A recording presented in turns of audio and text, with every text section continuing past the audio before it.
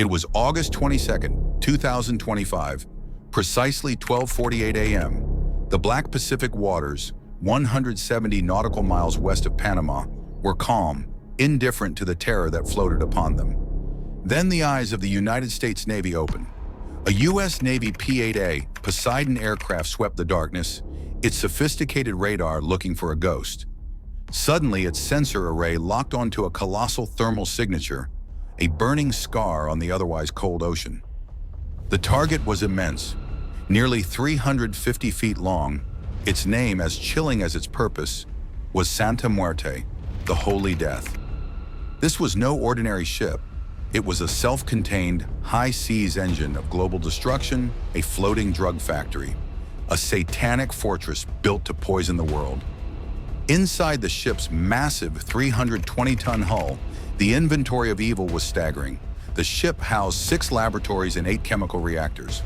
Its cargo holds were crammed with a deadly payload: 30 tons of heroin, 42 tons of cocaine, and 20 tons of crystal meth, a total of 92 tons of pure death, with a street value of more than $12 billion. But the true horror was below deck. Santa Muerte wasn't just a drug platform. It was a prison. 300 civilians from 17 countries were kept as slaves. Among them were 80 Americans, fishermen from Florida, a retired firefighter from Houston, a young engineer from Texas. They were forced into brutal 16-hour workdays. Those who dared to resist faced electrocution or, terrifyingly, were sold for their organs. The head of this maritime nightmare was a man named Gonzalo El Azabache Morales, a fugitive from Venezuela. In just 4 years, his sprawling, vicious cartel had been involved in 2,400 crimes around the world. Kidnappings, murders, organ trafficking, and brutal executions deliberately streamed online to sow global fear. Morales' army was not a band of street thugs. They were mercenaries trained and equipped with modern weapons, including AK-103 rifles, RPG-7 grenade launchers, and the terrifying M134 minigun. Just 2 weeks earlier, they had clashed with the U.S. Coast Guard, leaving an American officer dead. For 15 months, every attempt to capture Santa Muerte had failed. Every single time, Morales used the chained civilians as human shields, challenging the world's navies to either walk away or commit mass murder. When the Poseidon's radar locked on the target, the command center in San Diego fell silent. They had finally located the largest drug ship in human history. This time, America would not let it escape. The hunt for Santa Muerte had officially begun. At 10:05 a.m., 31,000 feet above the Pacific, Lieutenant Sarah Coleman, a radar operator aboard the P-8A Poseidon, froze. The long, glowing 320-foot silhouette on her infrared screen, with thermal pulses matching industrial chemical reactors, was undeniable. The ghost had resurfaced. The signal flashed immediately to Task Force Trident, the Joint Navy JSO Command Center in San Diego. Within 11 minutes, analysts confirmed a 96.9% thermal match. There was no transponder, no official identification, but the heat from those 6 drug reactors burned like a clear beacon of pure evil. The Pentagon classified it a level red narcotics superstructure, a $12 billion threat moving slowly through international waters. At 2 a.m. Eastern, a secure call reached the highest office in the nation. President Donald J. Trump, who had been briefed on the elusive ship for months, listened in silent focus as his advisors detailed the target's location. Then the president leaned forward and delivered a sharp, non-negotiable command. He said, "We're not talking about drugs anymore. We're talking about slavery on the high seas. America will not stand by while our people are chained in the dark. I want the ship taken tonight." The weight of that single sentence was enormous. The mission was no longer about a drug bust. It was a matter of national honor and the rescue of American citizens. At 2:12 a.m., he signed the order. Operation Iron Tide. It would be the most complex maritime strike since World War II and the most complex modern manhunt at sea in American history. The plan was audacious, relying on cold steel and high-tech stealth. 42 stealth suicide UAVs, nicknamed Spectre Hawks, armed with precision microcharges. 24 Hammerhead X unmanned submarines to jam all magnetic and radar frequencies. 12 Virginia-class attack subs, the silent predators of the deep, carrying 480 Navy SEALs and Delta Force operators. All of it supported by the unwavering presence of the order echoed through encrypted channels. The immense power of the United States military began to move. Every radar, every drone, every submarine began its silent convergence toward one single isolated target. Santa Muerte would not disappear again. Pause for a moment and consider what this operation represents. The men and women of Operation Iron Tide were sailing into certain danger, knowing their targets had already killed an American officer and were using hostages as shields. They were risking everything for 300 strangers. That level of courage, precision, and dedication is what defines a nation. If you are proud of the absolute commitment America shows to justice and freedom, especially when the odds are stacked against them, stop right now and go to the comments. I want to see a powerful wave of support. Right, proud of the USA in the comments below. At 2:16 a.m. local time, the world held its breath. The ocean was eerily still, its waves barely moving. Inside every silent submarine, 480 elite operators sat in absolute silence, waiting for the single word, go. One by one, the 24 Hammerhead X underwater drones slipped beneath the surface, vanishing into the black water like predators scenting blood. These drones carried no warheads. They carried something far more crippling. Powerful electromagnetic jammers designed to instantly shut down every signal around them. Radar, radio, even satellite links. Within minutes, the ocean itself became a weapon of isolation. By 2:23 a.m., Santa Muerte began to go blind. Its radar screens froze, its navigation lights dimmed, and communications died mid-sentence. On the bridge, the mercenaries stared in confusion as blinding static filled every monitor. They didn't know the U.S. Navy had just built an invisible cage around them. They were cut off, alone, and trapped. Then from the deep, the real hunters surfaced. 12 Virginia-class submarines slowly rose, forming a massive, wide circle around the ghost ship. Water cascaded off their dark hulls as the hatches opened, and 480 Navy SEALs emerged.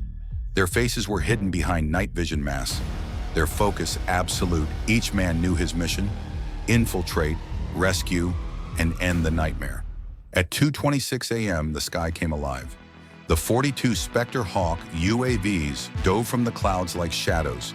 Each carried a small, precise warhead, calibrated to be just lethal enough to kill a guard without causing collateral damage to the ship or the hull integrity. In less than 50 seconds, 38 sentries were eliminated. The explosions were quiet, surgical flashes of orange that lit up the deck before vanishing back into the suffocating darkness.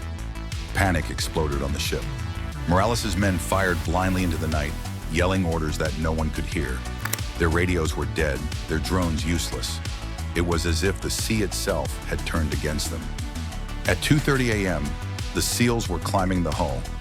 Steel hooks bit into the plates as team after team rose, moving like shadows through the mist and salt water. Above them, the Spectre Hawks circled the bridge, strategically drawing enemy eyes upward, while the SEALs breached in absolute stealth through vents and service shafts below. Inside, chaos was immediately met with cold, clinical precision. Gas grenades hissed, and muffled shots echoed through the lower decks. This was a textbook. Synchronized assault. Within 5 minutes, the outer deck was secured. The enemy still didn't grasp what had happened. For the first time in its existence, Santa Muerte, the ship the world feared, was surrounded, silenced, and under American control. The clock was ticking toward the ship's internal core, where the most dangerous part of Operation Iron Tide would unfold: the fight inside the steel corridors. At 2:31 a.m., 6 SEAL teams began their final move. 5 entering from below, 1 covering from above. Team Alpha climbed a maintenance shaft straight to the bridge, where 18 of Morales' elite guards waited. The SEALs didn't charge. They dropped 2 flashbangs through a ceiling vent, then burst in from above, sweeping the room in less than 40 seconds. Every guard fell where he stood. The command deck was theirs. Team Bravo pushed into the weapons bay, where the air reeked of oil and explosives. The room, lined with rifles, RPGs, and anti-air missiles, was booby-trapped. Using fiber-optic cameras, the SEALs mapped 4 hidden detonators. One wrong step would have detonated the entire ship. They cut each wire in absolute silence, then neutralized the 9 mercenaries guarding the stockpile. 0 American casualties. Team Charlie reached the nightmare, the cargo hold where 300 civilians were locked inside reinforced cages. Guards immediately tried to use the hostages as human shields, but the Americans were faster. In night vision, it was a blur of motion, a strike, and a fall. They used knives instead of bullets, ensuring silence instead of chaos. Within minutes, every guard in the hold was down. Not one hostage was harmed. Team Delta breached the central laboratory, confronted by 6 glowing reactors in suffocating clouds of chemical vapor. They stormed in with gas masks and non-lethal grenades. The reactors were instantly shut down, valves sealed, and evidence secured. The beating heart of Santa Muerte stopped cold. At the far end of the ship, Team Echo tracked the architect of this horror, Gonzalo El Azabache Morales. He was desperately trying to escape through a hidden hatch beneath the engine room. When his biometric lock failed, he reached for his gun, but the SEALs were already there. One flash bang, one shout, and the world's most wanted drug lord lay face down, handcuffed and silent. From first breach to the final capture of the crime boss, the total elapsed time was a barely believable 9 minutes and 32 seconds. In that tiny window, a $12 billion empire collapsed. 300 hostages were freed, and the ocean's most feared fortress was finally broken. As the sun began to rise over the Pacific, Santa Muerte, once a ghost of terror, now floated powerless, waiting for dawn and justice. At 3:05 a.m., the guns were silent. The smoke had cleared. The mighty fortress drifted in the dark, surrounded by American warships. The U.S. flag shimmered faintly on the waves. On the lower decks, 300 civilians were escorted into the open air. Some blinked in disbelief after months underground. Many wept. Among them were the 80 Americans, the fisherman who hadn't seen the sun in 200 days, the Texas engineer who whispered that he thought he'd die in the dark. Medics from the USS Arlington and the U.S. Coast Guard cutter Stratton swarmed aboard, transforming the deck into a floating field hospital. They treated dehydration, chemical burns, and starvation. For some, the simple taste of clean water was enough to make them cry. At 3:40 a.m., Navy EOD teams began cataloging the horrific inventory the cartel left behind. The numbers were staggering. 30 tons of heroin, 42 tons of cocaine, 20 tons of crystal meth, 6 active chemical reactors, 300 military-grade weapons, including U.S.-made rifles sold illegally overseas, 8 encrypted hard drives containing logistics, offshore bank accounts, and the names of more than 70 corrupt officials across 3 continents. At 4:13 a.m., a blacked-out MH-60 Seahawk landed on the deck. SEAL Team Echo escorted a hooded man up the ramp, Gonzalo El Azabache Morales. The once untouchable drug lord now stood barefoot, trembling and silent. His empire had fallen in less than 10 minutes. The helicopter lifted off toward an undisclosed U.S. facility. Morales would never see the open water again. When dawn broke over the Pacific, sunlight spilled across the shattered ship. The Pentagon's brief statement was received by reporters around the world. The United States will not tolerate floating factories of death. No ocean is too wide. No criminal is too hidden. This victory, however, came with a price. 2 SEALs remained in critical condition, fighting for their lives in the USS Arlington's infirmary. And yet, not one hostage had died. Not one civilian was lost. Operation Iron Tide was more than a rescue. It was proof that when the United States moves, it moves with precision, power, and purpose.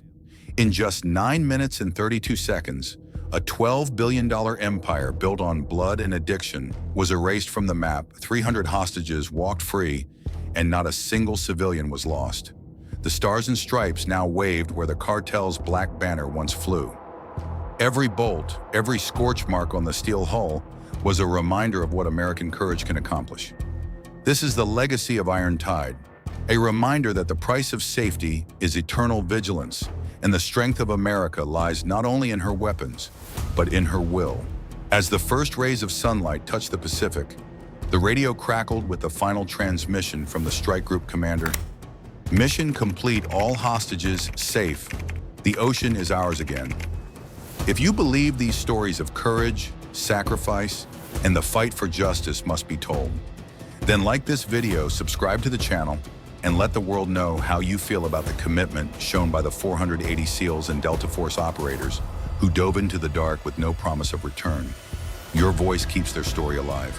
In the comments, tell us how this military precision and dedication makes you feel proud of the USA right now.